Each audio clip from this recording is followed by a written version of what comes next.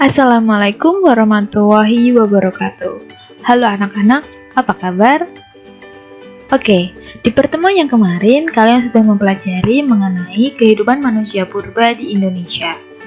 Mari sekarang kita akan melanjutkan materi mengenai corak kehidupan manusia zaman pra-aksara. Ada dua karakter khas pola hunian manusia purba. Yang pertama adalah kedekatan dengan sumber air. Yang kedua adalah kehidupan di alam terbuka. Keberadaan air dimanfaatkan manusia sebagai sarana untuk memenuhi kebutuhan hidup. Begitu pula dengan manusia purba. Buktinya dapat ditunjukkan dengan ditemukannya sebaran sisa-sisa peralatan yang digunakan manusia purba pada waktu itu yang umumnya berada di dasar atau di sekitar sungai. Kehidupan di sekitar sungai menunjukkan pola hidup manusia purba di alam terbuka. Manusia purba mempunyai kecenderungan untuk menghuni lingkungan terbuka di sekitar aliran sungai. Manusia purba tersebut juga memanfaatkan berbagai sumber daya lingkungan yang tersedia. Salah satunya mereka adalah tinggal di gua-gua. Pada bagian berikut ini akan dipaparkan corak kehidupan dan hasil-hasil budaya manusia zaman praaksara Indonesia. Untuk mempermudah pembahasan, zaman praaksara dibagi menjadi beberapa kategori mata pencarian. Yang pertama, masa berburu dan mengumpulkan makanan pada zaman Paleolitikum. Yang kedua, masa berburu dan mengumpulkan makanan tingkat lanjut pada zaman Mesolitikum. Yang ketiga, masa bercocok tanam yaitu pada zaman Neolitikum. Yang keempat, masa bercocok tanam tingkat lanjut yaitu pada zaman Megalitikum. Dan yang terakhir adalah masa perundagian yaitu pada zaman Logam. Mari kita mulai pembahasan yang pertama mengenai masa berburu dan mengumpulkan makanan pada zaman Paleolitikum. Bagaimana corak kehidupan sosial ekonomis manusia zaman praaksara pada masa berburu dan mengumpulkan makanan? Oke, mari kita simak pembahasan berikut ini. Pada masa berburu dan meramu, lingkungan hidup manusia masih liar dan keadaan bumi masih labil. Pada saat itu, banyak terjadi letusan gunung berapi dan daratan tertutup hutan yang lebat. Manusia pendukung pada masa itu adalah Pithecanthropus erectus dan Homo wajakensis. Kegiatan manusia zaman praaksara pada zaman ini adalah berburu dan meramu atau mengumpulkan makanan.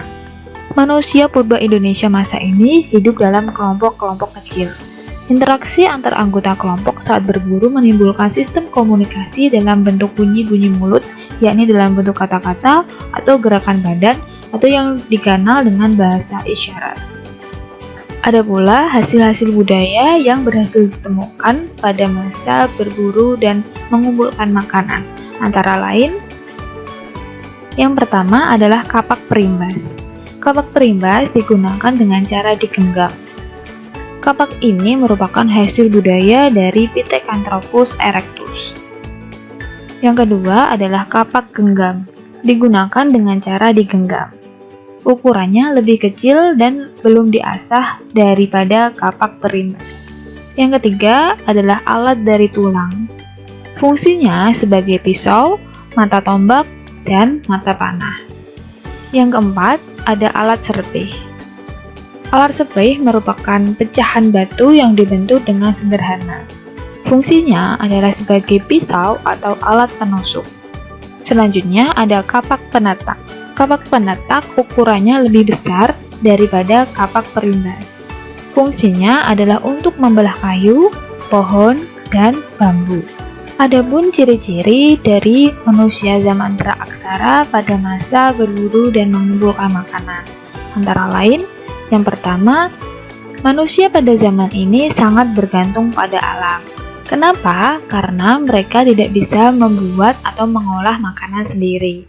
Mereka masih menggantungkan kebutuhan atau sumber daya alam. Karena bergantung pada alam, sehingga hidup mereka atau tempat tinggalnya hidup dengan secara nomaden atau berpindah-pindah. Karena jika tempat tinggal yang mereka tinggali sumber dayanya sudah habis, maka mereka harus berpindah untuk mencari tempat tinggal baru yang memiliki sumber daya alam yang bisa digunakan atau dimanfaatkan untuk kehidupan mereka. Yang ketiga, ciri-cirinya adalah alat-alat bantu yang dibuat masih sangat kasar, yaitu berasal dari batu. Yang keempat, ciri-cirinya mereka belum mengenal cocok tanam, sehingga mereka sangat bergantung pada sumber daya alam. Oke, mari kita lanjutkan pembahasan kehidupan manusia zaman praaksara pada masa berburu dan mengumpulkan makanan tingkat lanjut, yaitu pada zaman Mesolitikum. Masa ini terjadi antara 10.000 sampai 2.500 tahun yang lalu. Manusia purba yang hidup di Nusantara pada masa ini adalah ras pendatang baru, yaitu ras Australomelanozoid dan ras Mongoloid. Adapun corak kehidupan sosial ekonomis pada masa berburu dan mengumpulkan makanan tingkat lanjut antara lain, corak kehidupan mereka tetap sama dengan masa sebelumnya, yaitu berburu dan mengumpulkan makanan. Bedanya, selain alat-alat dari batu, pada masa ini mereka juga mampu membuat alat-alat dari tulang dan kulit kerang. Mereka juga mengenal pembagian kerja, yaitu laki-laki berburu, sedangkan perempuan mengumpulkan makanan atau meramu dan membimbing anak. Hal itu jugalah yang membuat mereka mengenal kebiasaan bertempat tinggal tetapi secara tidak tetap atau yang dinamakan semi-sedenter, yang tempat tinggalnya antara lain berada di gua dekat sumber air. Selain bertempat tinggal di gua-gua, ada juga kelompok manusia lain yang bertempat tinggal di tepi pantai. Hidupnya lebih tergantung pada bahan-bahan makanan yang terdapat di laut. Hal ini terbukti dari penemuan-penemuan kulit kerang dan siput dalam jumlah banyak selain tulang belulang manusia dan alat-alatnya di dalam timbunan kulit kerang atau remis dan siput yang membukit yang disebut dengan Keukenmodinger. Selama bertempat tinggal di gua-gua, selain mengerjakan alat-alat, mereka juga mulai mengenal tradisi melukis. Mereka melukis di dinding atau di karang. Sumber inspirasi dari lukisan-lukisan ini adalah cara hidup mereka yang serba bergantung pada alam. Pada masa ini pula, untuk pertama kalinya manusia purba menemukan api. Penemuan api tidak terlepas dari perkembangan otak mereka sebagai akibat dari tuntutan menyesuaikan diri dengan perkembangan alam dan lingkungan. Yang terakhir, mereka sudah mulai mengenal bercocok tanam. Masyarakat berburu dan meramu tingkat lanjut telah mengenal bercocok tanam meskipun dalam taraf yang sangat sederhana dan dilakukan secara berpindah-pindah, tergantung kesuburan tanah. Selanjutnya, kita akan membahas mengenai hasil-hasil budaya yang berhasil ditemukan pada masa ini. Pada masa ini berkembang 3 tradisi pokok pembuatan alat-alat di Indonesia, yaitu yang pertama adalah tradisi serpih bilah, alat tulang, dan kapak genggam Sumatera atau Sumatralit. Tradisi serpih bilah itu berlangsung di Gua Sulawesi Selatan, seperti contohnya di Leang Karasa dan Pulau Nusa Tenggara Timur. Sedangkan alat tulang ditemukan di Jawa Timur, antara lain di Gua Lawa. Dan yang ketiga, kapak genggam Sumatera atau Sumatralit berasal dari Asia Tenggara, berhasil ditemukan di Tiongkok Selatan, Vietnam, Kamboja, Annam, Thailand, Semenanjung Malaya, dan melalui daerah Semenanjung Malaya ini, tradisi ini menyebar ke Indonesia dan ditemukan di daerah pantai Sumatera Utara yang berhadapan dengan semenanjung itu. Selanjutnya, mari kita membahas mengenai bentuk kepercayaan awal manusia praaksara pada masa ini. Selama bertempat tinggal di gua-gua, mereka mulai mengenal tradisi melukis di dinding-dinding gua. Contohnya, lukisan dengan latar belakang merah di Gua Leang-Leang, Sulawesi Selatan diyakini sebagai simbol kekuatan pelindung gangguan roh jahat. Menurut H.R. van Heckern, jam tangan yang jarinya tidak lengkap diperkirakan merupakan ungkapan berduka. Selain lukisan di dinding gua, alam kepercayaan masyarakat pada masa itu terlihat juga dalam peristiwa atau upacara penguburan. Para ahli juga meyakini kebiasaan ini merupakan bentuk kepercayaan awal manusia purba akan adanya kehidupan setelah mati, yaitu berupa roh-roh yang telah meninggal, dan karena itu jasad dan roh-rohnya patut mendapatkan penghormatan dan pemujaan. Selanjutnya kita akan membahas corak kehidupan manusia praaksara yang ketiga pada masa bercocok tanam, yaitu di zaman Neolitikum. Pada masa ini datanglah gelombang pertama dari bangsa Melayu Austronesia dari ras Mongoloid ke Nusantara, yaitu bangsa Proto-Melayu yang keturunannya sampai sekarang masih ada di Indonesia, yaitu suku Dayak, Toraja, Batak, dan Papua.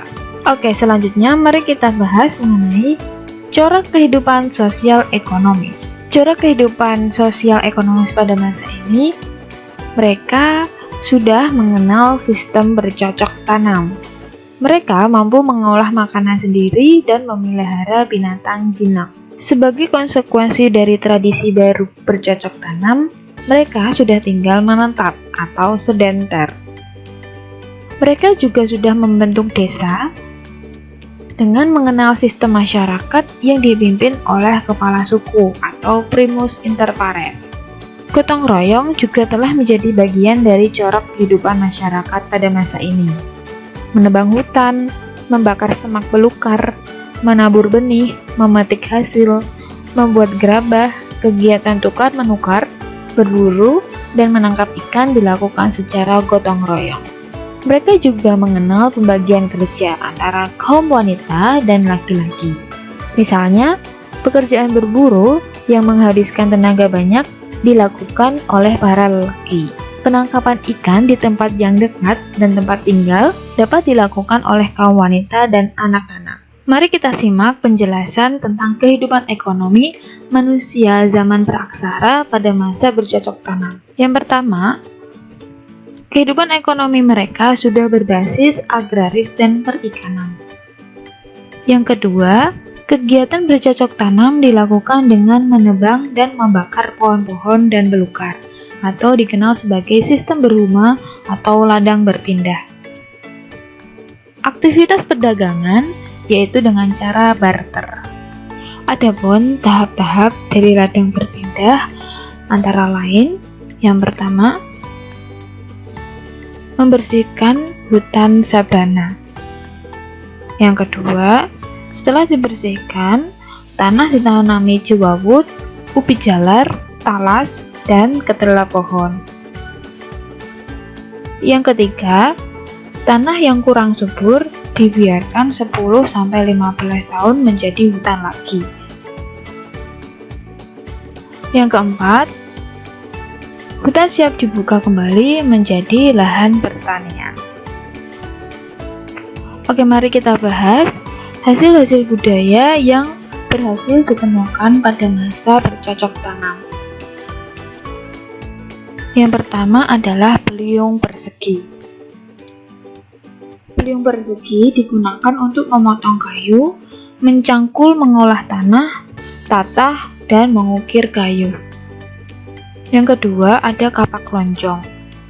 Penampang berbentuk lonjong. Yang ketiga ada mata panah. Fungsinya untuk keperluan berburu dan menangkap ikan. Selanjutnya ada gurdi dan pisau. Fungsinya untuk memotong atau melubangi kayu atau kulit. Selain senjata, ada pula perhiasan yang terbuat dari batu kalsedon, agat, dan jaspin. Selanjutnya ada gerabah, merupakan campuran tanah liar dan pasir. Contoh barangnya adalah sebagai berikut, yaitu periuk, cawan, piring, dan pendupaan. Sistem kepercayaan pada masa bercocok tanam yaitu mereka menganut sistem animisme, yaitu kepercayaan bahwa segala sesuatu yang ada di bumi, baik hidup atau mati, memiliki roh. Jadi mereka menyembah roh nenek moyang. Yang kedua yaitu dinamisme. yaitu kepercayaan bahwa benda di sekitar manusia memiliki kekuatan gaib yang mampu memberikan manfaat atau mara bahaya. Jadi, sistem kepercayaan manusia praaksara pada masa bercocok tanam antara lain yaitu animisme dan dinamisme.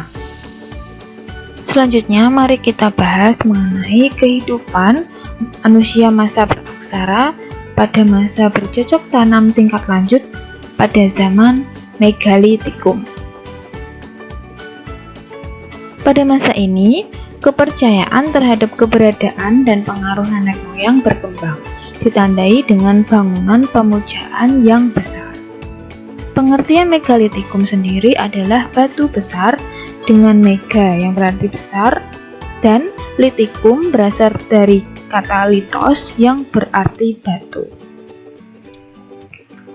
Bangunan megalitik tersebar hampir di seluruh Nusantara, seperti Nias, Sumatera Selatan, Jawa, Bali, Sumbawa, Kalimantan, Toraja, Flores, dan Sumba.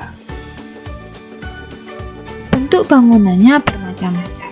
Seperti contohnya yang pertama adalah punden berundak. Tiang atau tugu dari batu sebagai tanda peringatan dan melambangkan nenek moyang. Bangunan yang kedua yaitu namanya adalah menhir. Bangunan yang dihubungkan tanjakan kecil untuk tempat pemujaan roh nenek moyang. Selanjutnya ada kubur peti batu. Kubur peti batu merupakan peti jenazah yang terpendam di dalam tanah berbentuk persegi panjang, sisi, alas, dan tutupnya terbuat dari papan batu. Selanjutnya, ada waruga. Waruga merupakan kubur batu kubus atau bulat dengan tutup posisi. Selanjutnya, ada pula yang namanya sarkofagus. Sarkofagus merupakan peti jenazah yang berbentuk lesung tetapi mempunyai tutup. Selanjutnya, ada dolmen. Dolmen merupakan meja atau batu besar dengan permukaan rata untuk tempat meletakkan sesaji. Selanjutnya ada arca atau patung. Arca atau patung terbuat dari batu berbentuk binatang dan manusia yang melambangkan nenek moyang. Oke, yang terakhir nomor 5, kita akan membahas mengenai kehidupan manusia praaksara pada masa perundakian atau zaman logam. Sekitar tahun 310 Masehi, gelombang kedua dari bangsa Melayu Austronesia dari ras Mongoloid tiba di Nusantara. Bangsa ini dinamakan bangsa Deutero Melayu. Jadi, bangsa Deutero Melayu itu tiba di Nusantara pada masa perundakian atau masa zaman logam. Oke, mari kita bahas selanjutnya, yaitu mengenai corak kehidupan sosial ekonomis manusia praaksara pada masa perundakian atau zaman logam. Yang pertama adalah pada zaman ini mulai muncul golongan undaki atau kelompok-kelompok yang bisa membuat kerajinan dari bahan logam. Tidak semua manusia atau kelompok pada masa ini bisa membuat kerajinan dari logam. Jadi ada beberapa atau golongan-golongan tertentu yang terampil membuat peralatan yang berasal dari logam. Selanjutnya, pada zaman ini ada sistem pembagian kerja. Seperti masa-masa sebelumnya, pada zaman ini juga terdapat sistem pembagian kerja. Yang ketiga, benda logam menjadi simbol. Peralatan-peralatan dari logam biasanya digunakan untuk simbol status sosial pada masa itu. Yang keempat, sistem kemasyarakatannya sudah teratur. Yang kelima, walaupun Pada masa ini kerajinannya sudah muncul kerajinan dari logam, tapi mata pencaharian pokok masyarakat pada masa ini yaitu adalah bercocok tanam. Dan yang keenam, manusia pada masa logam hidupnya sudah menetap dan sudah melakukan perdagangan dengan cara barter. Oke, selanjutnya mari kita bahas bagaimana golongan undaki dalam membuat benda-benda atau peralatan dari logam. Jadi ada dua teknik pembuatan dari logam di masa perundakian. Yang pertama adalah teknik bivalve atau teknik setangkup, yaitu teknik cetakan menggunakan dua alat yang dijadikan satu dan dapat ditangkupkan. Adapun cara pengolahan logam dari teknik bivalve ini adalah yang pertama, buat cetakan model benda dengan bentuk yang dapat ditangkupkan. Yang pertama, membuat model cetakan. Yang kedua adalah setelah cetakan terbuat terbentuk, tuangkan logam cair ke dalam cetakan. Yang ketiga, kedua cetakan ditangkupkan. Dan yang keempat, biarkan sampai dingin, yaitu logamnya sampai dingin di dalam cetakan. Setelah dingin, cetakan dapat dibuka. Oke, ilustrasinya seperti ini ya, teknik bivalve. Jadi ini logam cair dimasukkan dalam cetakan. Cetakannya dua tangkup seperti ini. Ya. Setelah dimasukkan, nanti ditunggu sampai mengering. Setelah mengering nanti cetakan ini bisa dilepas, diambil. Nah, sehingga jadilah peralatan logam. Ini menggunakan yang namanya teknik bivalve atau teknik dua setangkup ya, teknik setangkup. Yang kedua adalah teknik acire perdu atau teknik cetak tuang. Teknik ini membuat dengan bentuk benda logam dari lilin yang berisi tanah liat sebagai inti. Oke, cara pengolahan logam dari teknik acire perdu adalah yang pertama, membuat bentuk model dengan lilin. Yang kedua, setelah model lilinnya terbentuk ya, modelnya itu dilapisi dengan tanah liat. Nah, biarkan mengeras tanah liatnya ya. Setelah itu dipanaskan agar lilinnya itu mencair. Nomor 3, setelah mencair terbentuklah cetakan dari tanah liat. Tapi jangan lupa bagian atasnya itu diberi lubang. Ya, dari lubang atas itu masukkan logam cair dan biarkan sampai dingin. Jadi dari cetakan tanah liat yang sudah dibuat itu di atasnya diberi lubang untuk memasukkan logam cair. Nah, setelah dimasukkan penuh, dibiarkan sampai dingin logamnya. Setelah dingin, model tanah liat dipecahkan dan benda logam yang diinginkan pun jadi. Oke, ini ilustrasi pembuatannya ya. Yang pertama, buatlah model dari tanah liat ya, bungkus dengan lilin. Jadi di atas ini berikan pada ujungnya cetakan saluran udara, jadi ada lubangnya di atas. Bungkuslah model dari lilin tersebut dengan lapisan dari tanah liat. Jadi nanti model lilinnya itu nanti dilapisi dengan tanah liat. Setelah itu dipanaskan dengan tujuan lilinnya itu bisa melelah. Setelah dipanaskan, mengisi dengan logam cair ya, yang diisi dari atas ini, dari lubang yang cetakan yang telah dibuat.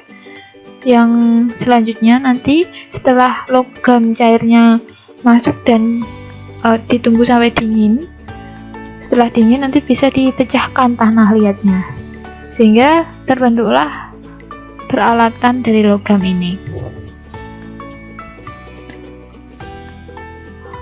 Oke, selanjutnya mari kita bahas hasil-hasil budaya pada masa perundakian. Yang pertama adalah Nekara Perunggu. Nekara Perunggu merupakan gendarang besar dari perunggu berpinggang di tengah dan tertutup di atasnya. Berfungsi sebagai sarana upacara, status sosial, dan memanggil roh leluhur.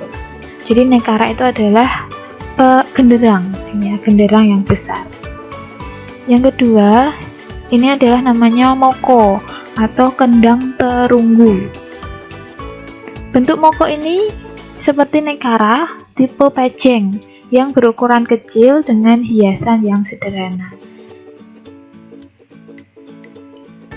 Moko ini ditemukan atau tersebar di berbagai daerah di Indonesia, antara lain di Alor, Solor, Flores, Bentar, dan Pulau Selayar. Yang ketiga, ini adalah bejana perunggu. Benda berbentuk seperti gitar Spanyol yang tidak bertangkai, dengan pola hiasan anyaman dan menyerupai huruf C. Bejana perunggu ini ditemukan oleh para ahli di daerah Madura dan Sumatera. Yang keempat, ada perhiasan dari perunggu. Ditemukan sebagai bekal kubur dengan bentuk beraneka ragam serta ditemukan di daerah Bogor, Bali, dan Malang. Jadi biasanya perhiasan perunggu itu digunakan untuk membekali orang yang sudah meninggal. Jadi ketika meninggal, orang itu akan diberi perhiasan-perhiasan sebelum dikubur. Yang selanjutnya ada arca perunggu. Arca perunggu yang menggambarkan manusia dan binatang ditemukan di Bangkinang atau Riau, Palembang, Bogor, dan Lumajang. Biasanya arca perunggu ini di atasnya itu ada seperti cantolan pengait, ya. Selanjutnya ada kapak corong. Kapak corong ini, ya, bagian corongnya digunakan untuk tempat memasang tangkai kayu, dan bentuk yang siku, yang menyiku itu seperti kaki, ya, kayu dan bentuknya menyiku seperti kaki. Fungsinya dari kapak corong ini adalah untuk mencangkul, mengerjakan kayu, dan juga digunakan sebagai upacara. Selanjutnya ada alat-alat dari besi. Nah, alat-alat ini sering ditemukan sebagai bekal kubur. Selain perhiasan, orang yang sudah meninggal juga dibekali dengan alat-alat dari besi. Selanjutnya ada gerabah. Cara pembuatan gerabah pada zaman logam ini sudah mengalami kemajuan dari zaman-zaman sebelumnya. Ya, bentuknya juga sudah beraneka ragam. Oke, selanjutnya mari kita bahas tentang sistem kepercayaan pada masa perundakian. Jadi pada masa ini ada praktek pemujaan leluhur. Leluhur mereka sangat dipuja atau dihormati karena roh nenek moyang mempengaruhi perjalanan hidup manusia.